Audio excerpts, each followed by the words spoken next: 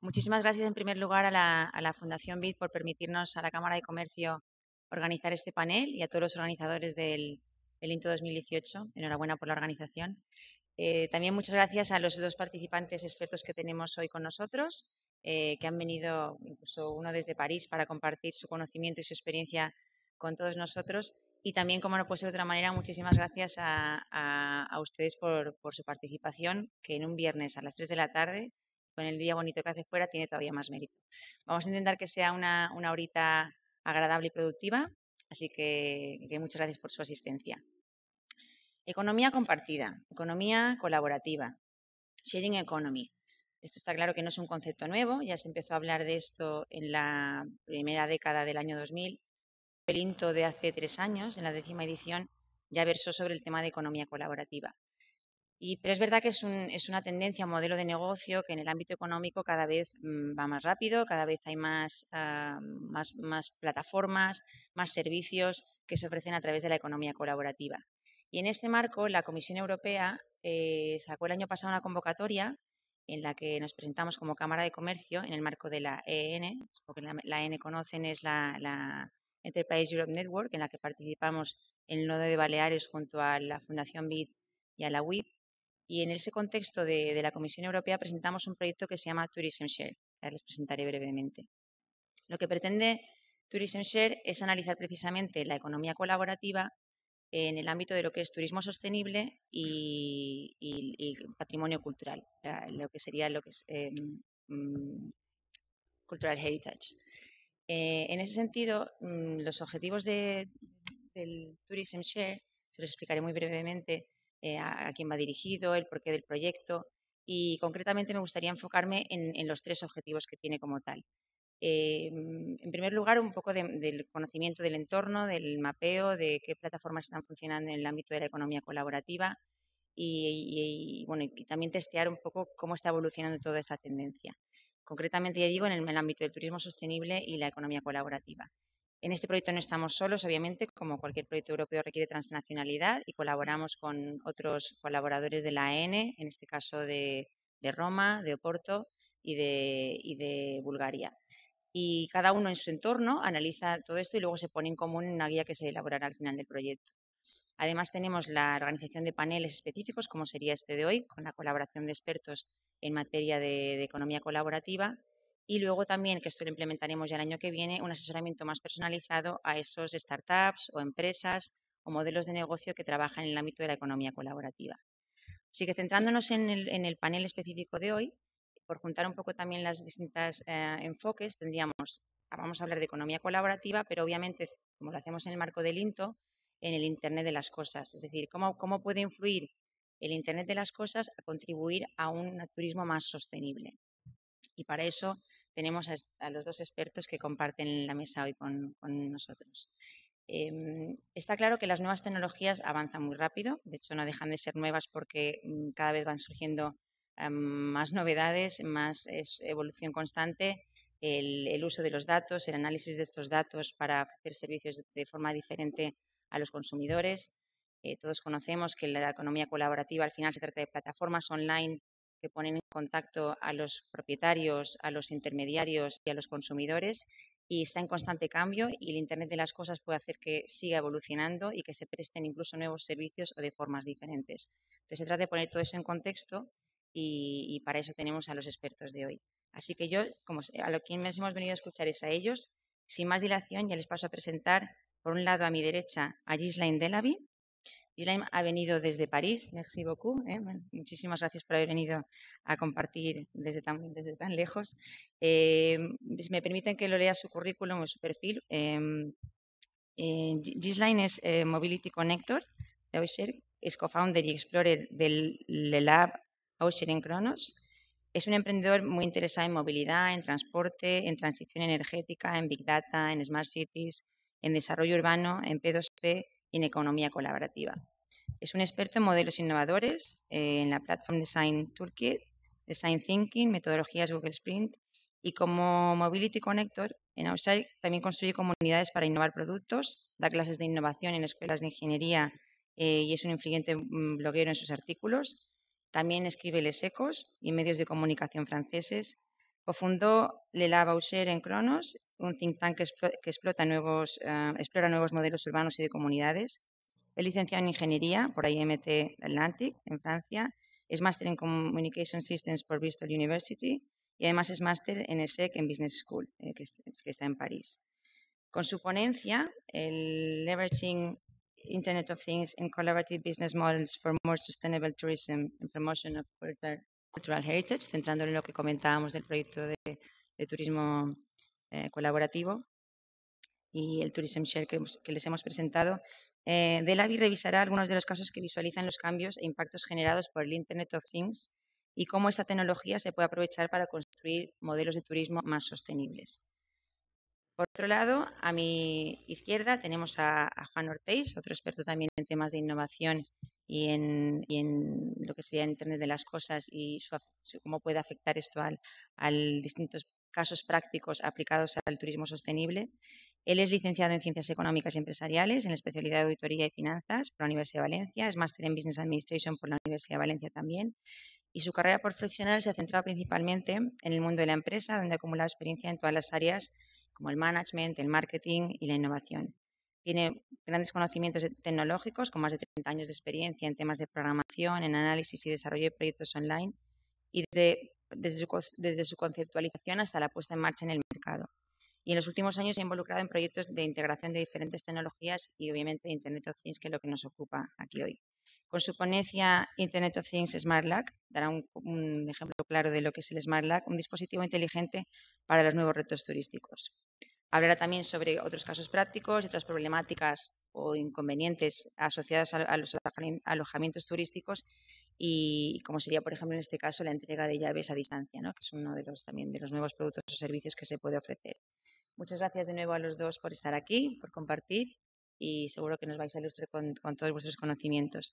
Aprovecho para recordarles que se me ha pasado el tema de la encuesta. Está aquí. La encuesta sí que les agradeceríamos si pudieran participar. Tienen 3 vías para hacerlo, a través de un papel que se les ha entregado al principio de la sesión, o bien a través del enlace que ven aquí, tienen también la intención, y luego también a través de Twitter. También pueden colaborar con el Twitter que tenemos de la Cámara, que es @CambraMallorca. ¿Vale? O sea que muchísimas gracias y ahora sí que sí.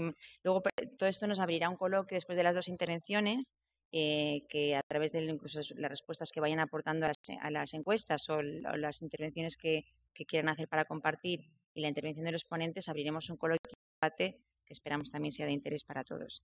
Así que sin más, ya doy la palabra a Ghislain Delabie y un fuerte aplauso para él y muchísimas gracias.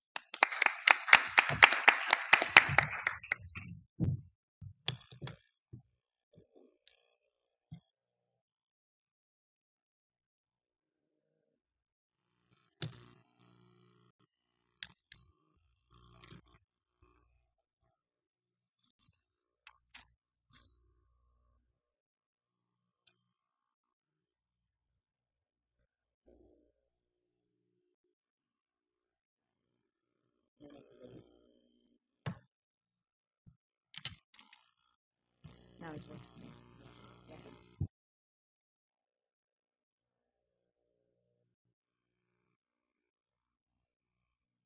Yeah. Okay. Just a red button. So for me, red was like it would not work. There are 2 of them. Okay, 2 buttons for 2 minutes. Okay. So good afternoon. Thank you for welcoming me. Thank you to the organizer, to Susana, to all the team. It's a great pleasure for me to be here, and I attended yesterday and today the sessions. Today, well, I've been asked to talk about IoT and collaborative tourism, and before just diving into the topic, maybe a few words just to introduce myself and also from which standpoint I will talk today. By the way, I apologize, I really can't speak Spanish and I could not even try for this time, but hopefully next time I will learn a little. Ouishare is an international organization. We are based in 15 to 20 countries. It all depends how you count, because as a network, we don't have a very formal localization, though we are based mainly in Europe, in South America, and a little in the Middle East. And we are a very decentralized organization. It happens that we connect people, professionals, with very, very different backgrounds. And what we like to do is build bridges between ideas, projects, people, working on ecosystemic change on ecosystem. And also we are a lot involved in societal transformation, how to analyze it critically, and how to make change happen. And how we work is that we organize collaborative events. Events for us are very necessary to build communities, especially innovation communities. If you want to connect people from very different backgrounds, for instance, people working in governments, people working in startups, people working in big companies, you need events to make them meet. We do some action-based research, and also we support many different organizations through the transformation, which means that we get our hands dirty when necessary to help our partners and especially help them collaborate. And today, I'd like to start with a well-known example. Obviously, my presentation will not focus on TripAdvisor because you know it and you would be very disappointed. I would talk only on TripAdvisor. So you probably know them. And if we have professionals in this room, for the past 15 years almost, you have been exposed to this new kind of crowdsourced service and its impact. And it's also part of sharing economy or some kind of collaboration between customers and clients to spread information. You might know, well, this is a French app, but you might have similar apps in Spain. It's an app that provides air quality data in your pocket. Well, currently this data comes from government agencies who deploy sensors in cities and they collect data about air quality, and that's important. It's not rocket science, but something's changing. This company have just launched a new product, and this product is a personal sensor. A personal sensor that is very affordable, like 100 euros. That's not a big ticket. You can carry it everywhere, as you can see. You can have it in your pocket, and you get data on your app. But this data is not only for you. This data is crowdsourced and can be combined with data from hundreds or thousands of other users and customers of this device.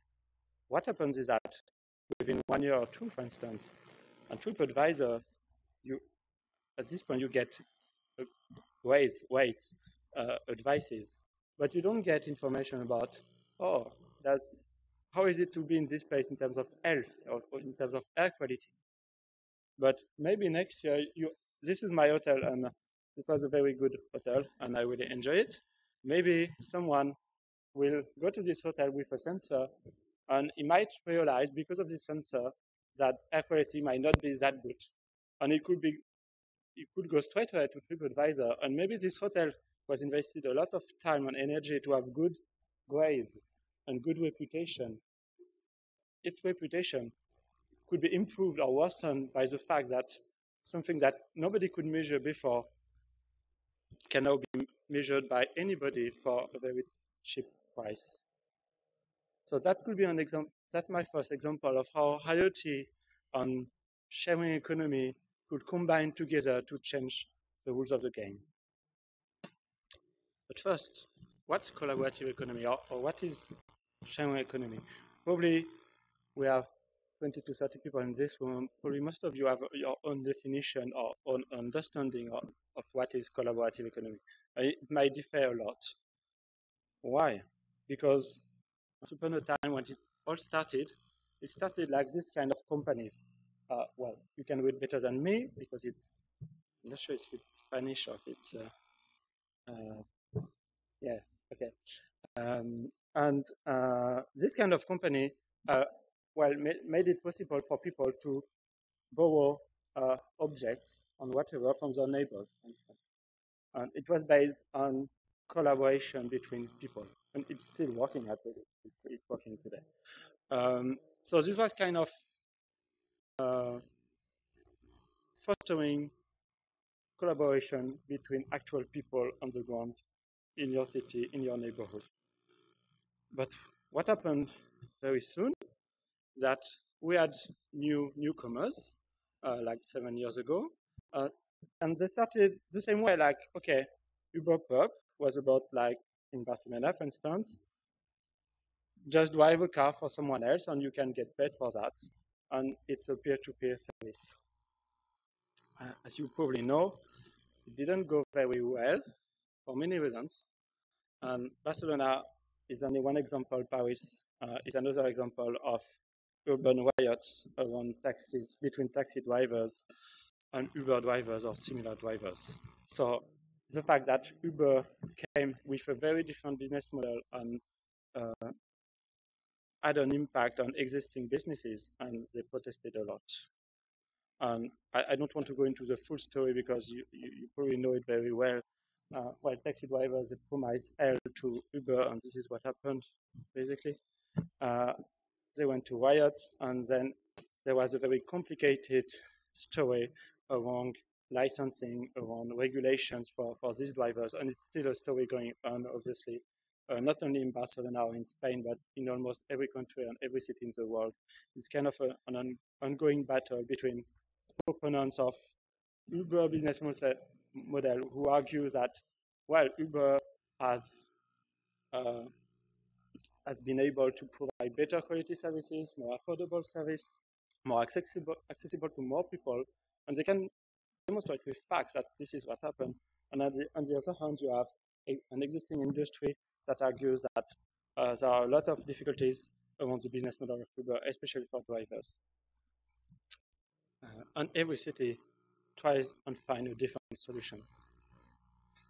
So at some point, because we were focused from the beginning on collaborative economy 7 years ago, we come to a conclusion in French, but valid in English or Spanish, that maybe collaborative economy was already finished or dead, even in 2016. Like at some point, we were like, okay, if this is collaborative economy, well, this is not what was expected right at the beginning. Because this presentation is not only on collaborative economy, well, I won't go further outside of this maybe table that tries and summarizes the fact that it's all a matter of definition. And we need to be aware of the fact that we have different kinds of businesses, of business models that are very different. You have platform business models like Uber, BlaBlaCar for ride sharing, or social car for car sharing. They operate like traditional private companies, but with a new business model called platform business model. And you have other kinds of businesses who might have a more socially minded business models. And these business models can be very different from, let's say, very collaborative and with no private funding, or it could be even work with public authorities.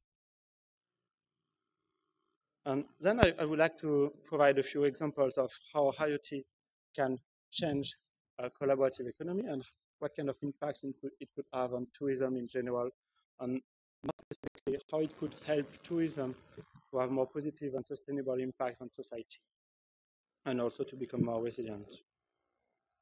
So there's something around data.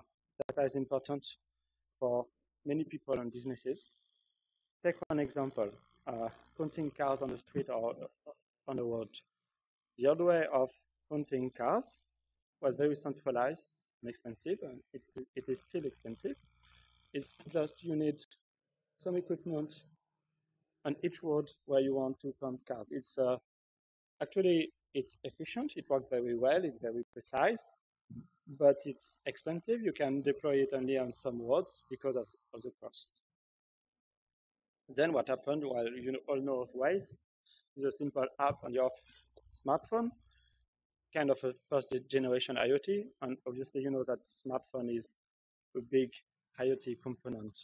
And crowdsourcing data meant that just end user like you and me, when you use the app, we generate data, and this data makes the service valuable.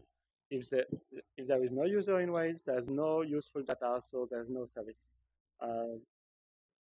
Whereas with this system, even if you have no user, you still have valuable data. And you can go even a step further, not only crowdsourcing data from end users, but also automating the fact to collect data from cars, from connected cars, for instance. This is what TomTom basically is doing to generate this kind of traffic index. By the way, here is a congestion level this morning in Palma. And you have very detailed information that could not be provided before, because before you only had information on a few main roads, not on all the roads in the city, which is what happened in that case. And at some point, they are able to give very precise and accurate information on what happens in any street of the city over a long period of time. And this data is made available to a lot of partners and companies and individuals. And as you can see, same for Waze, you have a lot of information which goes further than congestion. You have information on roadworks, for instance. This is a well-known example, but we can go much further. And one scary example, and very annoying as far as I'm concerned, is Bluetooth beacons. Bluetooth beacons, well, could be very useful for shops, for instance, because with beacons, as you can see on this picture, can communicate with your phone with no action required from you. And that's a big problem, which means that your iPhone or your Android phone will connect to the beacon and send information. One consequence of it is that, for instance, I'm a client of a French electronic retailer in France, the main one, and I number, that's my phone number. Every time I pass by one of the shops, and there are many of them in Paris, I get a notification on my phone saying, "Oh, look, we've got a nice shop. You should come in and spend money." Well, I'm just in the metro, I go anywhere. And that's very annoying and scary at the same time. I don't even have an app from them. So how is it that they get, to know when I'm just in front of the shop? And how are they allowed to send me a message that it's clearly unwanted? And this is what happened. So, but still, Bluetooth beacons are available as a technology and could be used or are used in department stores or whatever. And this could provide value to the tourism industry, or on the other hand, it could also destroy a lot of value. Another way to do it, which might be a bit less intrusive, better, well, it's not less intrusive, but it's just anonymous, whereas the previous option is not anonymous at all, is this kind of solution, and you have many providers of such solution, like Density, which is the name of the company.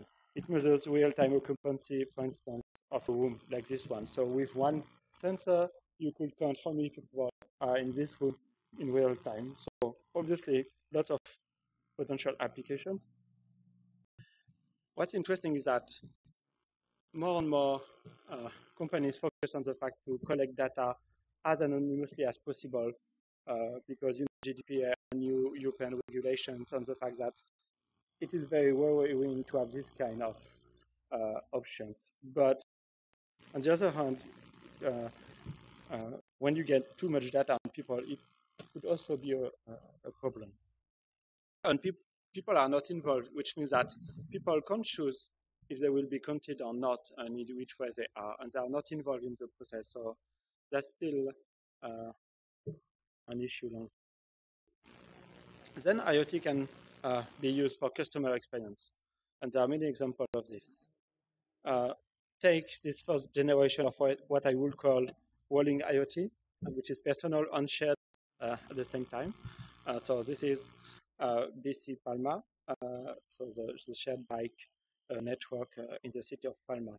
And it's clearly a first generation, as you can see. It was IoT developed 10 years ago. And to access the service, you need this big box here. And quite odd in 2018, but still very easy to use in a way. And then you have next generation. And next generation has been deployed within a few months in hundreds of cities throughout the world. This one is wind. Well, it's e-scooter, it's not bikes, but doesn't make a lot of difference.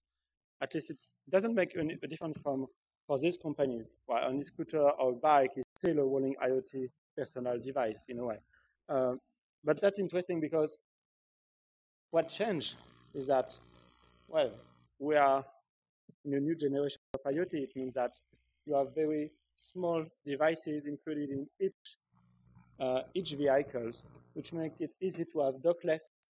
You don't need a specific dock for these vehicles. You can use public docks or no dock, like be in a square and park it, which also raises new issues because you can park it anywhere, whereas in the previous example, well, you can park it only in this allowed docks. So that's new problems arising, but also new flexibility, new opportunities. And for any city that wants to develop tourism, having good means of transport available everywhere, especially if it's not car dependent, is very useful. For smaller, mid-sized cities, and I work with them, what happens is that this kind of system are very expensive, which means that only big cities tend to invest in this kind of system, whereas this kind of system is very cheap, which means that a smaller city that wants to provide a service to tourists or visitors, they can do it very easily with this kind of model. Obviously, at this point, it's only a private company that offers this kind of service, but it might change within a few months or years. Take this existing business. This business, well, it's written went to car, bike for tourists mainly or visitors. And with IoT, IoT might not replace this business, but it might just change the way it's expanding their business and services through new cooperation. What kind of cooperation? Well, today they have one shop in the city center on the seaside, but obviously they could provide the service to hotel or to many different businesses and places in the city. Obviously, you still need people to operate, maintain these bikes, these scooters, these cars. But at the end of the day, the service could be spread out all over the city to be much more convenient for people, for clients, but also open new opportunities for hotels, restaurants, any businesses who might want to provide this service in cooperation with this guy, for instance. But that's my advice to you. And this would be possible because of IoT communication. You could connect this bicycle. You could have a connected lock for a very cheap price. And this is one example of these companies, Donkey Republic, that started in Copenhagen 3 or 4 years ago, on Paris and in a lot of European cities, probably Barcelona by now. And they offer this opportunity to have these bikes spread out all over the city, and they use a connected lock to make it possible to unlock the bike when you don't use it. The main difference with our Chinese competitors, you might have heard of these Chinese companies coming to a city with a few thousand bikes, and within a few hours you have bikes everywhere, and then you have garbage bags everywhere too. The main difference with Donkey Republic is that they work with the city to understand where you should park bikes, and they try to do it in a smart way. I explain. Here on the map you can see it's dockless, but you have like virtual docks. And that's interesting. Dockless is interesting for flexibility, but having no dock at all is a problem because you find bikes everywhere in the city and people complain about it, and that's a big issue. What they did, well, they tried to keep the good thing about dock, which is having a place where to find bikes or to let them go, and they use private facilities, private equipment to park them, and they say, okay, in this place you can have 2 bikes. You can't have 10 of them because there's not enough space. So they won't allow you to let the bike in this place. And if you're looking for a bike, it's also easier because you know where to find bikes. It's not randomly spread out over the city. So that's a nice way to use IoT to provide a better service, and the better service is for end users, but also for the city. And that's important. Again, bikes. Well, I like bikes. That's interesting. Pony Bikes, it's a small company. And as a small company, it's not easy to buy a lot of bikes or a lot of vehicles and deploy them in a city because it's a lot of investment upfront. So what they do, they say, okay, look, maybe someone is interested in investing in a bike. It will be operated through our platform, and you will get money each time this bike is rented. But we take care of the technology, we take care of the service, maintenance, and whatever. So you can buy one bike or 10 bikes or 100 bikes if you have a big pocket. And it will be on the platform, and Pony Bikes will run it for you. And actually, Donkey Republic also has this option available for its clients, which means that you could also, again, be a business, be an hotel or whatever, and you want to provide bikes or any other service to your clients and customers. And you could do it with such a platform. Obviously, you could do it on your own, but it would be, and some hotels, for instance, do it already, but it's much more expensive, and you have to take care of maintenance. That's a mess, because that's not your business as an hotel, obviously. And more broadly, it's about automation. What IoT offers as an opportunity, and smart locks are an example that Airbnb has been one of the first to demonstrate and test with its clients, is that many aspects of your business can be automated, and your customers can become part of your workforce. This is one of the aspects of collaborative economy. I don't know if it's the best one or not, but definitely many businesses like Airbnb have been able to prove that customers are ready to do part of the job for you. That's the same for airline companies. You know that now that if you go to the airport, you do all the job yourself, basically. You've got a computer or you've got your own smartphone, and you will do what previously was done by the airline workforce. So it's based on IoT, and in some cases, it might also be a way to connect people to connect with your customers. And the last aspect of the question I'd like to point out, which is important for me, and especially for sustainable tourism, it's about resilience. What is resilience? Well, that's a beautiful seaside. Well, that's here in Palma de Mallorca. And, well, this was last evening, so everything went very good. No alert, nothing to worry about.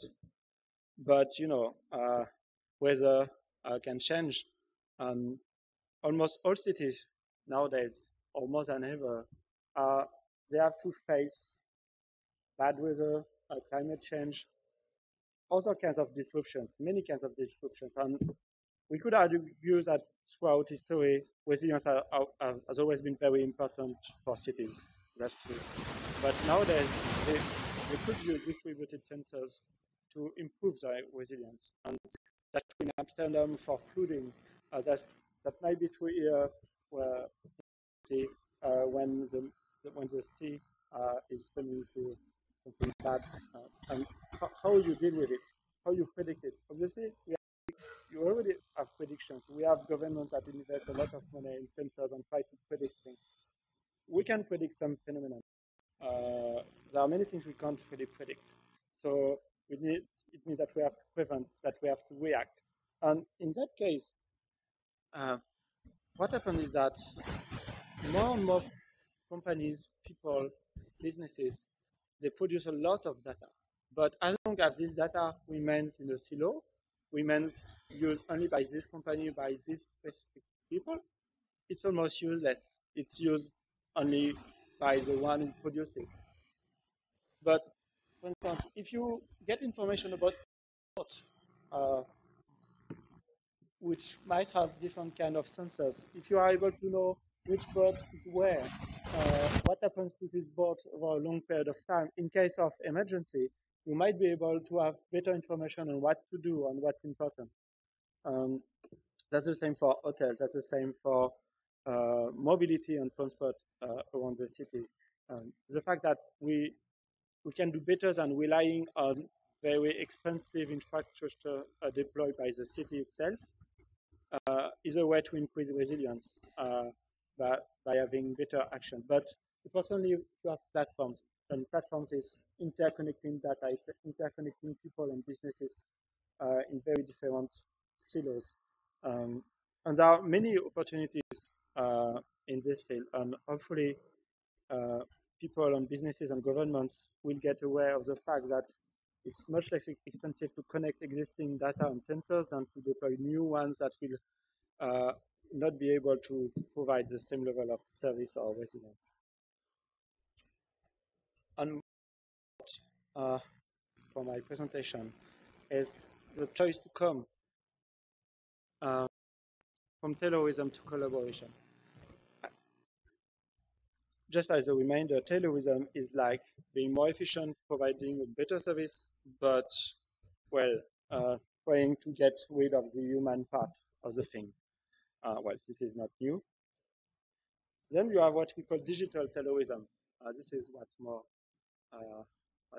happening right now. You have these bike drivers. You have this Uber driver. This Uber driver is 92 years old. That's a performance for a taxi driver or Uber driver. And how is it that this guy, well, that definitely should do something else at 92 years old? We might see it as positive that he's able to take people to their destination. And this guy just needs to know how to cycle, and that's it, to do his business. That's a new form of Taylorism. What Uber has achieved and other companies like Glovo for bikes is like you can have, and this is the main difference between an Uber driver and a traditional, let's say, taxi driver. It's not only about customer service, being good with customers or cheating or not, this kind of thing. Is that traditional taxi drivers needed a lot of knowledge to operate his business. He need to know the streets. He need to know a lot about driving a car in a city. Now you just need to an app, and then the app will tell you what you have to do, and you just need very basic skills to provide the same service. And it happens that this service is even better. That's true. The same for bikes, delivering with bikes. But even companies like Uber have moved forward because they understood that Taylorism might not be enough to provide resilience, or also to provide added value to their customers or to shareholders. So Uber, what they did now is they're going to multimodal, to mobility as a service. They understood that it's not only about having very simple and automated tasks, and you might know also that if you have a driver that has minimum or basic skills, you can automate it more easily, which is all about autonomous vehicles.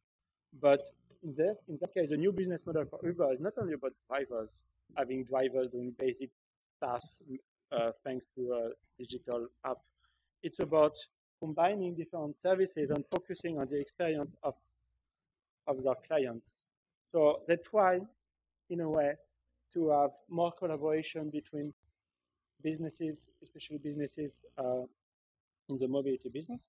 And then you have this decentralized car sharing platform.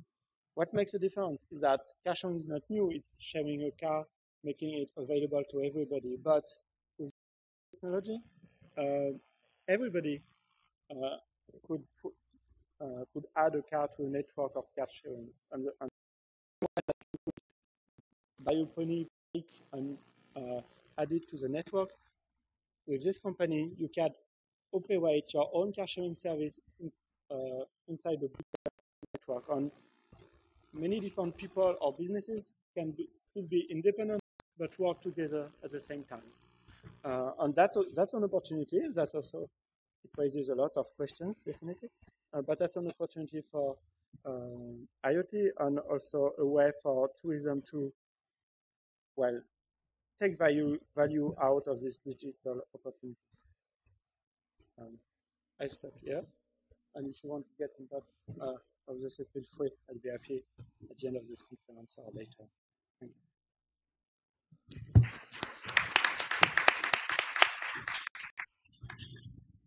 Merci. Ahora daremos paso a la intervención de Juan y si les parece bien luego al final hacemos ronda de preguntas o intervenciones o aportaciones al conjunto de las intervenciones. Muchas gracias. Gracias, Juan.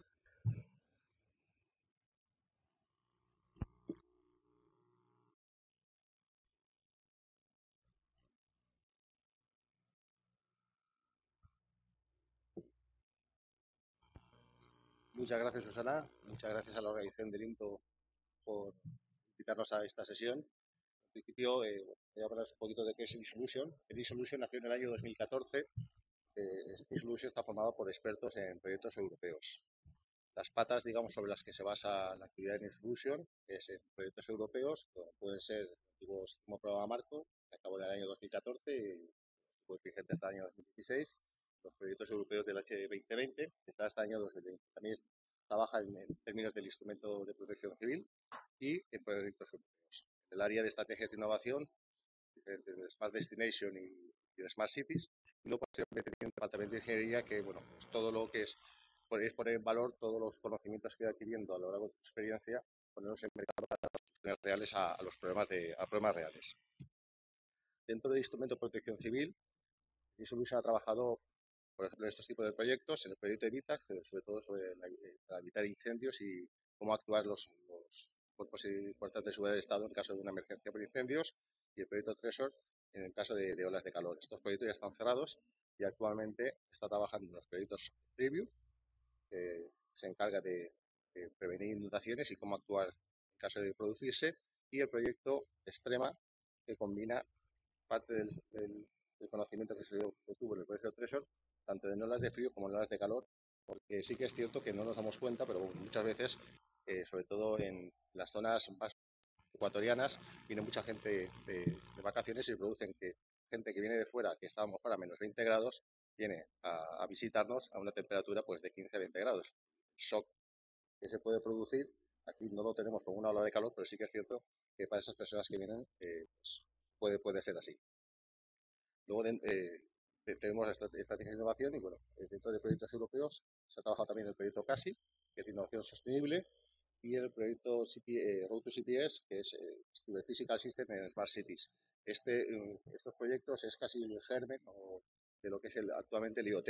Antiguamente la Comisión Europea tenía diferenciado los Cyber Physical System de los IoT y, bueno, pues los ha fusionado en una sola rama que es IoT, con lo cual un poco pues, la experiencia de Anysolution empieza por aquí. Y actualmente estamos trabajando en el proyecto STI, que es el mayor proyecto de movilidad sostenible que tenemos en la Unión Europea, junto con el Ayuntamiento de Calviá. Un poco otras actividades que desarrolla Anysolution, bueno, es miembro del Comité Ejecutivo de Tourismeshare, es miembro del grupo de asesores del proyecto Vicinity, que es el mayor proyecto de IoT que en estos momentos tiene la Unión Europea en marcha. También es miembro de diferentes plataformas tecnológicas y coordinador del grupo de trabajo de Internet y ostenta la vicepresidencia de la plataforma Planeta. En principio, lo que vamos a hablar es cómo todas estas ideas conceptualizadas llegan al mercado, y para ello pues hablaremos del IoT Smart Lock. IoT Smart Lock es mucho más que una cerradura. ¿De dónde nace eso? Todos, pues en nuestra vida cotidiana usamos las llaves. Pues, si tiramos manos al bolsillo, pues seguramente tenemos la llave del portal de casa, la llave de la puerta de casa, pues la llave del garaje. Pues esto, si lo trasladamos al turismo, al alquiler turístico vacacional, nos encontramos pues que gente que a lo mejor tiene 4 o 5 ubicaciones o apartamentos se encuentra con un mazo de llaves muy grande. Luego nos encontramos por el otro lado con el turista que llega y que le dan la llave y se tiene que hacer cargo de ella, custodiarla con toda la problemática que lleva. Bueno, pues decidimos enfocarnos hacia ese sentido y desarrollar lo que es actualmente IoT Smart. Para ello, pues, ¿qué hicimos? Lo que se hace, vamos a hablar con el mercado, vamos a ver qué necesita cada uno de ellos. Analizamos un poco a los actores. En primer lugar, teníamos a los propietarios de los apartamentos turísticos vacacionales y nos contaban que sus dudas, pues, principalmente es la gestión de esas llaves, que muchas veces hacen copias, esas copias se pierden o no se pierden, y al final, cuando cuando llevan trabajando un cierto tiempo, pues desconocen exactamente cuántas copias tienen, quién las tiene y cómo se están gestionando. Luego no conocen exactamente quién está accediendo a sus instalaciones. Muchas veces estas instalaciones pues están en lugares remotos en los cuales no se pueden estar gestionando y supervisando el día a día. Bueno, y después sí que es cierto que a IoT Smartlock no venía a cubrir algo que no estaba. Sí que es cierto que hay cerraduras en esto electrónicas que estaban en su momento en el mercado, pero tenían problemas de seguridad. Básicamente las cerraduras que estaban en su momento en el mercado eran cerraduras que se basaban en códigos, los cuales pues eran fácilmente obtenibles y bueno, pues ponían en peligro la seguridad del propio edificio. Y hablamos también un poco con el cliente. ¿Qué hace el cliente cuando llega a un destino turístico? Pues básicamente pues es un cliente que tiene un apartamento. En el mejor de los casos se encuentra en que llega directamente a la puerta del apartamento y le dan las llaves. Pero en muchos casos este cliente llega tarde, pues la vía se ha retrasado, si venía por carretera ha tenido un problema y tiene que acudir a o fuera de horario o directamente a un área alejada de donde está el apartamento turístico, con lo cual esto empieza a complicarse. Si encima además cuando llega al sitio se encuentra con que hay muchos más clientes pidiendo las llaves, este puede ser un problema. Luego está la propia dinámica del día a día de este usuario, que pierde las llaves, que son varios usuarios y solo tienen una copia de llaves, y en definitiva, un poco la problemática. Luego, el día que se tienen que ir, no solamente tienen que recoger las cosas del apartamento o de la habitación, sino que además tienen que ir a devolver las llaves, posiblemente tenga que ir a otro sitio a depositarlas en un buzón, con lo cual se produce una serie de seguridades. ¿Qué pensó en esos momentos en Anysolution? Bueno, pues vamos a sustituir todas las llaves por algo tan sencillo como el móvil. El móvil es algo que todo el mundo tenemos, que vamos a custodiar mejor que las propias llaves de un apartamento, que no tenemos ninguna importancia y que en definitiva va a permitir hacer múltiples copias de llaves sin ningún tipo de riesgo. Otro de los problemas que también nos encontramos, analizamos, son los edificios en los cuales tenemos que implantar esta tecnología. Nos encontrábamos con edificios que no estaban preparados para las necesidades tecnológicas pues actualmente que estaba demandando la sociedad. Muchas veces hablábamos con los propietarios y decían, bueno, pues esto tenemos que conectar, hacer conectividad. ¿Tú tienes conexión a internet? No, yo no tengo conexión a internet, no le doy conectividad a mis inquilinos. Ya teníamos un primer problema de cómo demonios hacíamos todo el movimiento.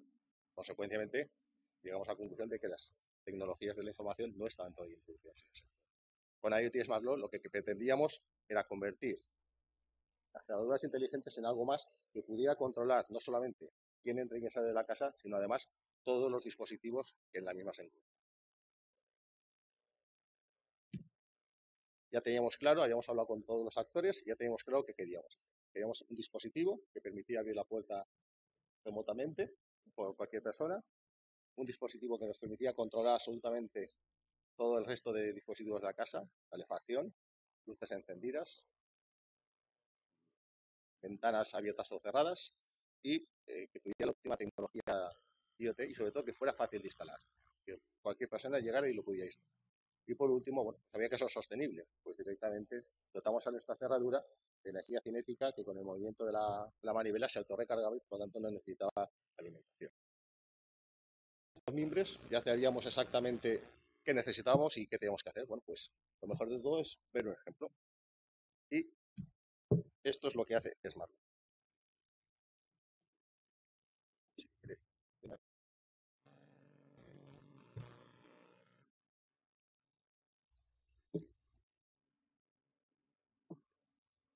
No, por otro lado.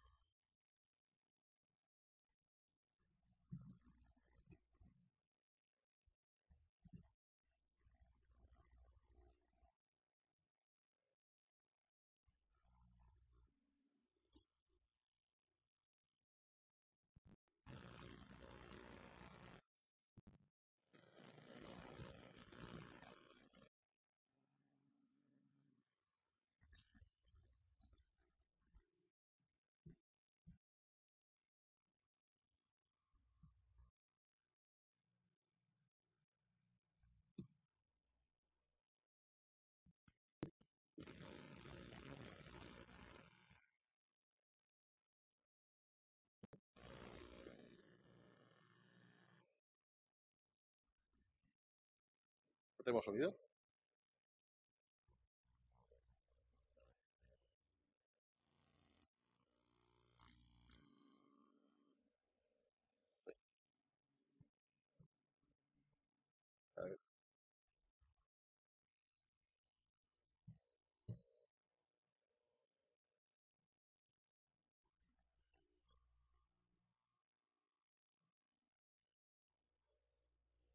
Bueno, pues les pongo el vídeo y a ver si podemos.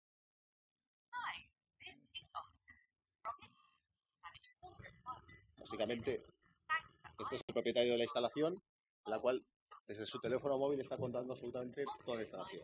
Entonces llega la señal de limpieza que tiene que hacer la habitación para los siguientes inquilinos, y cuando intenta entrar,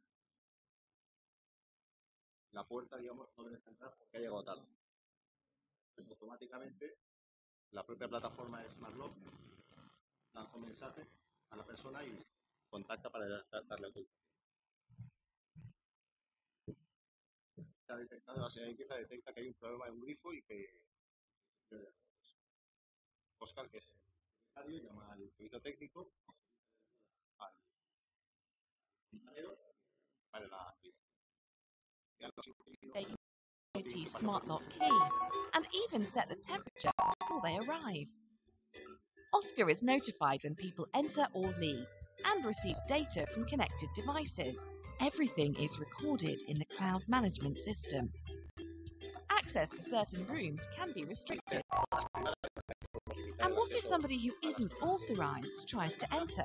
IoT Smart Lock notifies Oscar or connects with the alarm. Oscar can also communicate with guests through IoT Smart Lock's communication system. With IoT technology, you can control connected devices. A system also designed for hotels, create restricted areas, control entries, and much more. IoT Smart Lock revolutionizes how buildings are managed and offers a whole new world of advantages.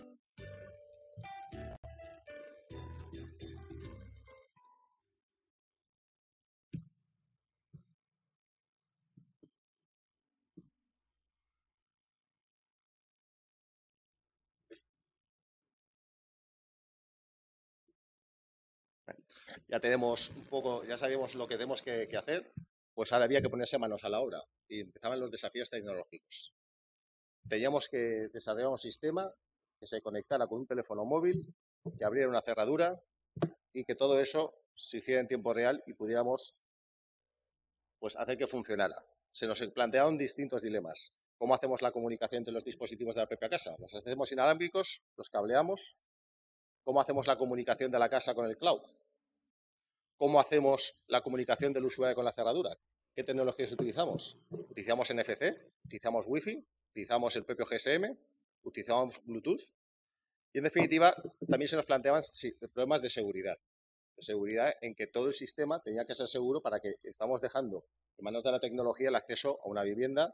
Y bueno, había que proteger no solamente la vivienda, sino también las pertenencias de los inquilinos que iba a tener esa vivienda. Pues fuimos a lanzarlo al mercado y al final nos encontramos que la tecnología que habíamos elegido para la propia cerradura iba a ser la NFC. El problema que nos encontrábamos es que en el año 2014 la tecnología NFC no estaba lo suficientemente desarrollada y solo estaba disponible en los móviles de alta gama. Bueno, pues optábamos también un poco por hacer la comunicación por GSM. Problema, GSM o GPRS. El problema que teníamos es que en el año 2014 existía roaming a nivel internacional, con lo cual los turistas extranjeros pues te podían tener recelos a la hora de activar su roaming simplemente para recibir un token de cerradura o para abrir una puerta, porque el coste muchas veces es desconocido y entonces encontrábamos también problemas. Y el otro problema que nos encontramos también, que hacíamos a través de tecnologías Bluetooth o Wi-Fi, era la seguridad. Una clave, una red Wi-Fi, normalmente al final se tienes que dar una clave de usuario y contraseña o hacerlo a través de otros sistemas, siempre es hackeable y al final presenta problemas de seguridad de manera que también, incluso en estos casos, nos evitaba un poco el decir, bueno, vamos a dar el paso. Con estos mimbres decidimos no congelar el proyecto, sino esperar a que el entorno tecnológico nos dotara de las herramientas adecuadas. Otros los problemas que nos encontramos eran todos los temas relativos a los aspectos legales. ¿Cómo íbamos a establecer las relaciones con los clientes? Nuestros clientes, en definitiva, son los propietarios de las instalaciones. Pero al final el usuario es el que está accediendo, es el que está dando sus datos personales. ¿Cómo íbamos a gestionar absolutamente todos esos datos cumpliendo la normativa? Pues dentro de ello tenemos que cumplir lo que es la LOPD o el Reglamento General de Protección de Datos y tenemos que garantizar que no solamente nosotros como plataforma tecnológica cumplamos el reglamento, sino que también el propietario de la instalación lo cumpliera. Para que entonces toda esta problemática estaba también dentro del propio desarrollo del Smart Lock. ¿Cuál es el futuro? Pues el futuro se ha abierto gracias a un poco a la aparición de nuevas tecnologías que nos permiten pues el implementar el Smart Law en el futuro y digamos que llegue a un entorno real. El NFC, afortunadamente, ya se ha estandarizado como una herramienta en casi todos los dispositivos, ya no solamente los de gama alta, los de gama media ya empiezan a tenerlo, sobre todo porque se está extendiendo lo que es el pago a través del móvil, que todos utilizan tecnología NFC. Luego nos encontramos también que el roaming internacional ha desaparecido en este periodo de tiempo, con lo cual esa reticencia que tenía la gente a usarlo, a conectarse, digamos, nos permite que pues darle ese servicio. Y luego, en estos años, nosotros hemos ido creciendo. El concepto IoT cada vez está más implantado en la gente. Ahora a la gente le hablas de IoT y ya entiende lo que es. Le estás diciendo que vas a acceder a su casa a través de una cerradura inteligente y ya no es un concepto como el año 2014 que le veía como años luz y que aquello no era para ellos. Y sobre todo, bueno, en el año 2017 empezamos a trabajar en la plataforma Nadia. Es una plataforma IoT que está enfocada a los smart buildings, que nos va a permitir gestionar directamente todos los edificios de modo remoto. No solamente conocer cuál es el estado de ese edificio, sino que nos va a permitir actuar en el mismo siempre de modo remoto, con lo cual nos va a permitir gestionar un gran número de activos desde un solo punto y además desde cualquier tipo de dispositivo. Y una de las herramientas que vamos a hacer es integrar IoT Smart Lock dentro de Nadia para potenciarlo y poder llegar a mayor número de personas. Este es un poco el ejemplo que, pues, de Internet of Things dentro de entorno de economía colaborativa, pues en el cual he estado trabajando en Anysolution en estos últimos 3 años. Muchísimas gracias. Les dejo mis datos de contacto por si quieren ampliación de cualquier aspecto de IoT y Smart Lock y estoy a su disposición.